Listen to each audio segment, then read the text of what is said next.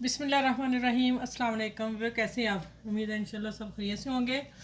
और आज फिर मैं दोपहर का लंच करने लगी थी। मैंने कहा चलिए अपने सारे व्यूअर्स को बताऊं कि रात को डिनर था, तो फिर मैंने ये बनाया। ये भी इसकी रेसिपी आपको जल्दी मिलेगी, इस सलाद की भी मिलेगी।